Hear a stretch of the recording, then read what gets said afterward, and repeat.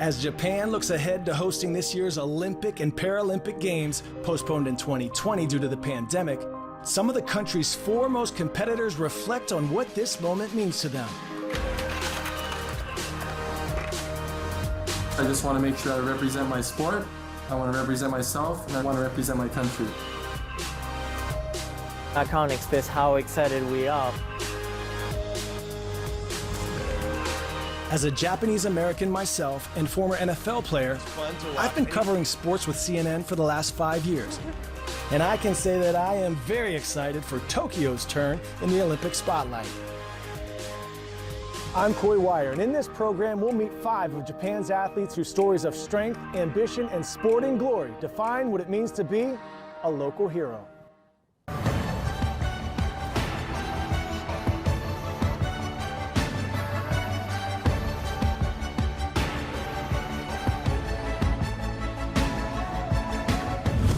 I'm here in Centennial Olympic Park in Atlanta, which played host to the Summer Games in 1996, marking 100 years since the very first modern-day Olympics in Athens. Now, a quarter century later, Tokyo is poised to host the world's athletes and some new sports, too.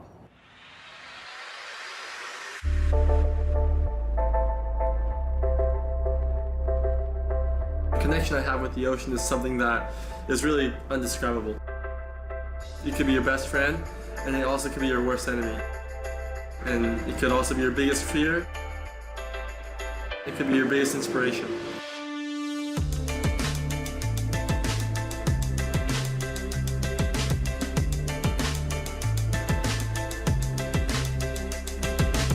He describes his relationship to the ocean as spiritual.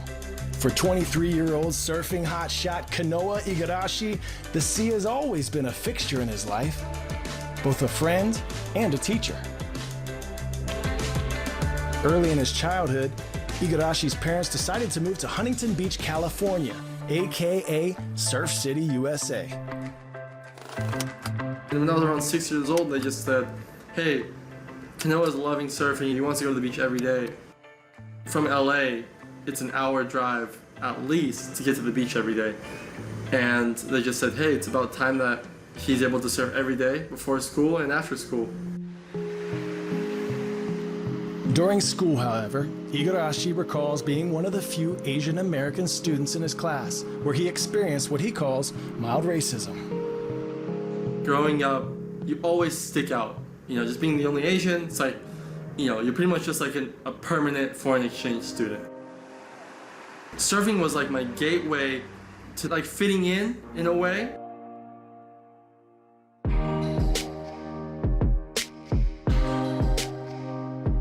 Winning his first surf contest at 6 years old whet his appetite for competition. But now that he's a professional surfer, competing on the international level since 2012, Igarashi says there's still barriers to entry for athletes like him. For me, as a surfer growing up, you look on the World Championship Tour, there was no Asian surfers. There's a lot of times where I kind of just thought to myself, I wonder, maybe I'm just genetically not right for this sport. That's also another motivation for me now is that, hey, I want to be that guy that younger Japanese surfers can look at, or Asian surfers, and say, he can do it, like, okay, I can do it too. For Igarashi, the burden of representation extends beyond matters of identity. There's also the pressure to perform well in the upcoming Olympic Games when he'll be surfing for Japan. Out in the lead. Here we go. This is Kanoa Igarashi representing Japan. This moment coming up in the Olympics is, you know, sometimes I have a hard time putting it together into words without spending a whole day talking about it. You know, I have obviously a whole country pretty much on my shoulders, I feel like, in a way. Just expecting me to win. Kanoa Igarashi lock in, a gem of a wave at Karamas. When you're expected to win something, you know, if you don't, you're just letting millions and millions of people down. Crushes it in the pocket, back off the coping, and stomps it. In 2019, Igarashi became the first Japanese surfer to claim a World Surf League Championship Tour event in Bali. This launched him to an impressive 6th place global ranking and secured him a spot in the Tokyo Olympic Games. Being the first ever Asian server to win a championship tour event, being able to have my name etched in that record is something I'll be able to carry proud and remember for the rest of my career and the rest of my life. As for the next major athletic moment of his life, the Olympics, Igarashi is spending 4 hours a day, 7 days a week training in the water. The ocean decides who's gonna win, who's gonna catch the waves. And it's just kind of that letting go feeling and that accepting feeling of, hey, I know that the ocean is much stronger than that. Surfing at the end of the day is a bit of an art form. You're pretty much painting on a canvas that Mother Nature gives you. Just like surfing, the sport of skateboarding is also making its Olympic debut at the Tokyo Games. The iconic sport of street culture has its roots in the west coast of the United States. That's where we caught up with one of Japan's most promising skateboarders.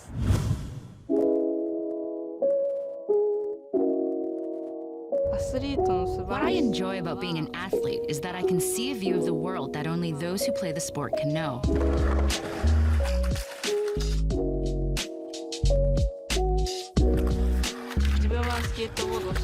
I'm a skateboarder and travel around the world and visit various countries for competitions.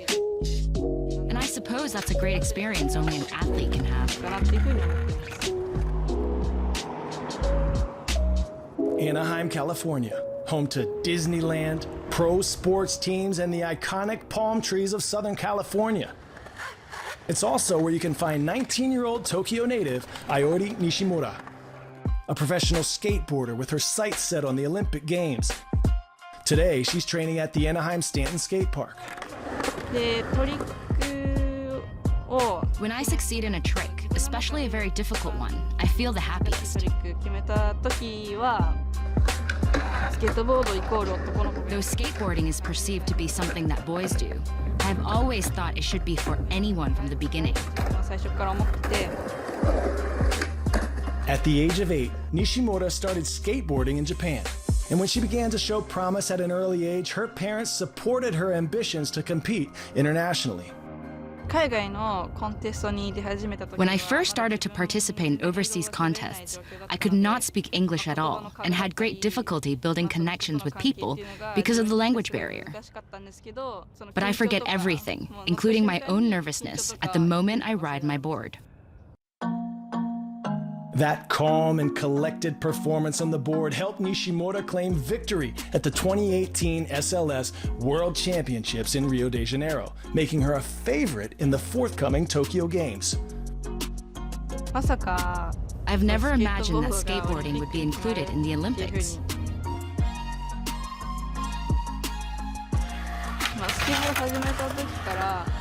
Though I've been skateboarding in various contests since I started, I never really paid attention to the Olympics because I thought it was far removed from what I do. I would be happy if someone tells me they want to ride a skateboard or they are interested in skateboarding because of my performance, and the Olympics will be a great place to send such a message. Nishimura says that over the years, she's seen more and more women competing in skateboarding, and she notices more interest in her sport in Japan as well. Whenever I go back to Japan, many people tell me they started skateboarding by watching me ride. What I want to say is that women can do any kind of sport that they want to, including skateboarding.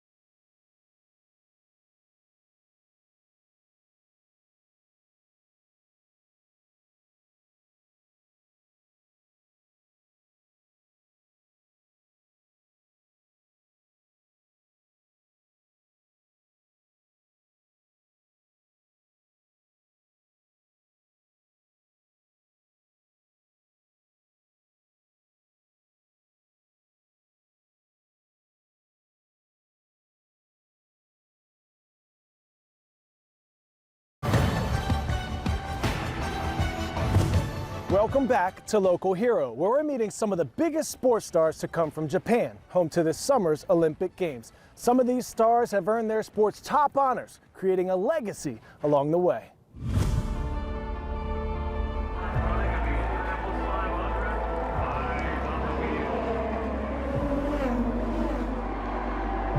The race car driver was my dream since my childhood days. I always loved the cars and mud racing and stuff like that. It's a lot of challenge, and I love just the sensation of speed in competition. This is my dream job, and I really appreciate for everybody's support.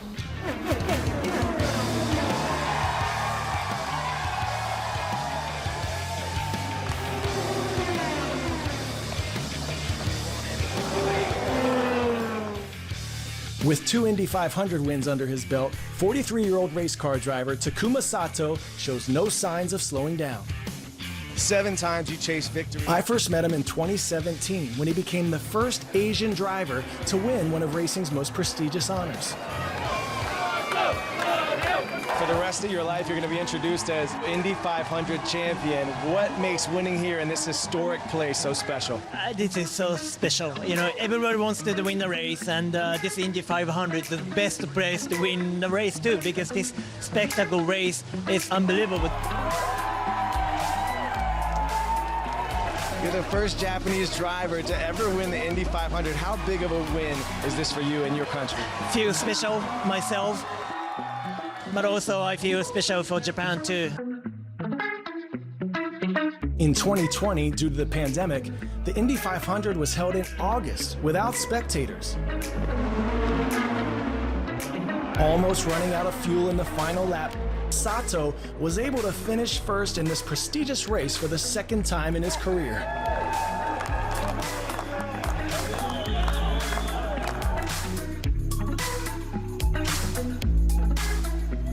This is actually an incredible moment because we're having this actual race winning car. This is just a beautiful machine. Sato says it's a critical blend of science, athleticism, and teamwork that achieves the exhilaration of driving 235 miles per hour. On the racetrack, his motto is, no attack, no chance. As long as you keep challenging, on absolute on the edge on the limit, then you suddenly gain a lot of potential chance, creating the chance by yourself. For Sato, the Tokyo Games represent a special moment for his country. He remembers seeing the Winter Olympic Games in Nagano in 1998. It's so fortunate to have Olympic game in your own country. It's a really special moment. I mean, I can't express how excited we are. As someone who has experienced the pride of representing his country, Sato knows firsthand what it means to break barriers for future athletes. I'm looking for the next generation coming through it and to making even more bigger impact. Even you come from somewhere east, little island, be able to win such an iconic race, especially in two-time winner, which is just a dream come true. And it's certainly a significant moment in my life. From the track to the ballpark, Japanese athletes have excelled at a variety of sports. Since it was introduced in Japan in 1872, baseball has become one of the country's most popular sports, producing legendary players in a league of their own.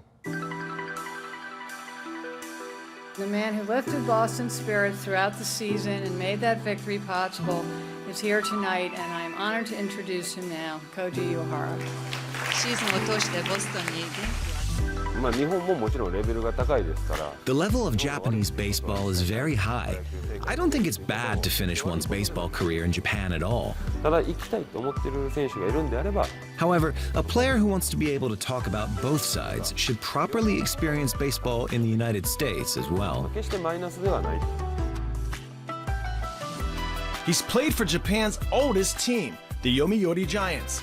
before transferring to Major League Baseball and stints with the Baltimore Orioles, Texas Rangers, Boston Red Sox, and Chicago Cubs, and signing again with the Giants.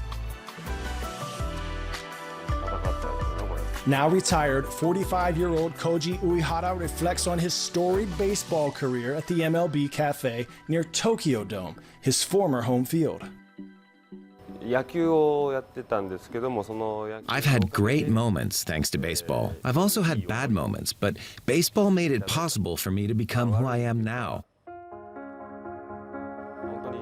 I'm really grateful to baseball. For example, I was so proud to become a World Series champion in Boston in 2013 because I pitched at the end. This is a moment I will treasure for life. Uehara says that other Japanese baseball players like Hideki Matsui and Shigetoshi Hasegawa paved the way for his transfer to the major league. To be honest, I didn't think I was capable of playing in the major league, but I wanted to experience American baseball. I didn't want to damage the image of Japanese players, as there will be others who will want to go to the States and succeed in the future. Uehara also competed for Japan twice in the Olympics, helping the team win bronze in the 2004 Athens Games. His sport will be featured in the Tokyo Olympics for the first time since 2008. With no guarantee that the sport will return in future games, Uehara says he's hopeful that Team Japan will have a home field advantage. As the Olympics is coming to Tokyo, everybody in Japan should be excited. Becoming a member of the national team is a great honor because only 25 players or so can be chosen. I want the team to feel how exceptional it is to carry the national flag when they play baseball. After 2 decades as a professional baseball pitcher, Uehara decided to retire in 2019, but he stays connected to the sport that gave him so much through his work as a commentator. I believe those 9 years in Major League Baseball made me who I am now. And I would like to thank those 4 teams in Baltimore, Texas, Boston, and Chicago. 2014. I remember everything. Yankees, San Francisco Giants, New York Mets. I remember every pitch.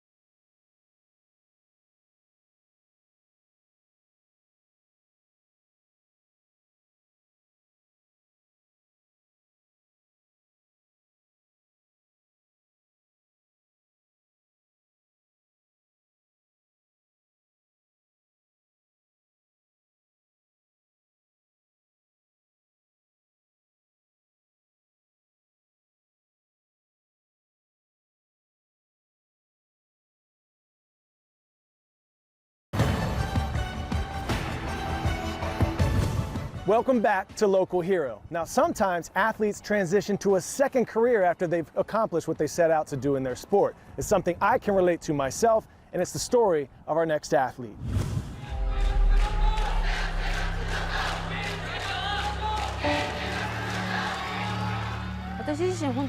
I really didn't believe in myself before. Through judo, I've become who I am as a human being.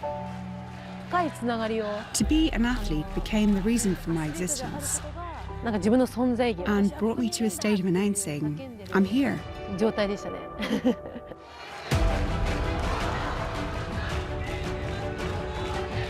On the mat, Coyote Matsumoto used to be known as the Beast due to her aggressive, no-holds-barred approach to the Japanese martial art of judo. It's a strategy that helped her win her first Olympic gold medal at the London Games in 2012, as well as a bronze medal in 2016's Rio Games. Becoming a beast was a way for me to get rid of my feelings of weakness. I became a stronger version of myself whenever I stepped onto the tatami mat.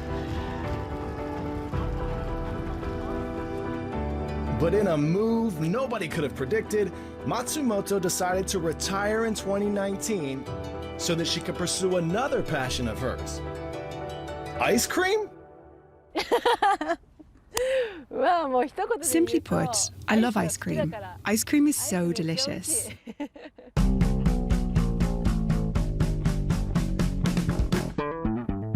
And with that, the 33-year-old swapped out her white judogi for a different kind of uniform, opening Darcy's Guilt-Free Ice Cream Labo in Tokyo.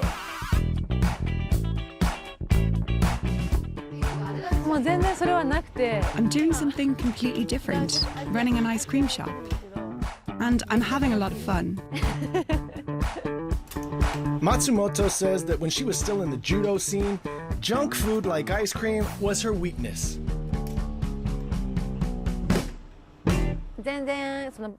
I wasn't eating anything good for my body at all, and I would have so many injuries every year. I wondered if I could create healthy ice cream, because then I would be twice as happy if the ice cream is tasty as well as good for you. I'm quite particular about each ingredient. We don't use dairy products, white sugar, or trans fats in our production. This is actually made of tofu. It's high in protein and low in calories.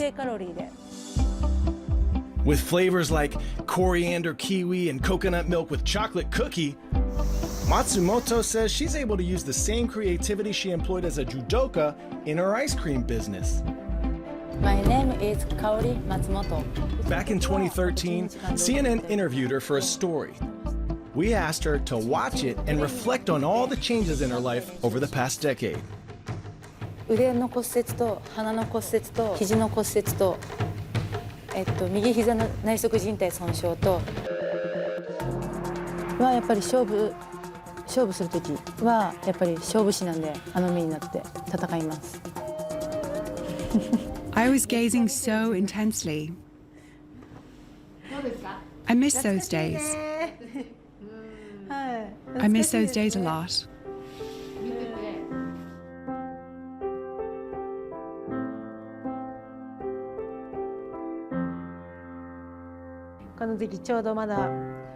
This was immediately after I won gold at the Olympics, and I was trying to find who I should be as an Olympian.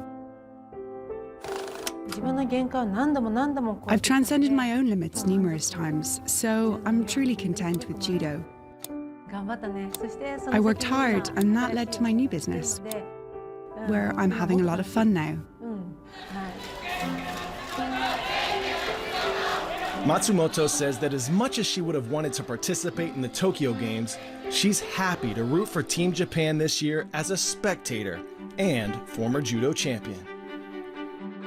It's like entrusting yourself to the flow.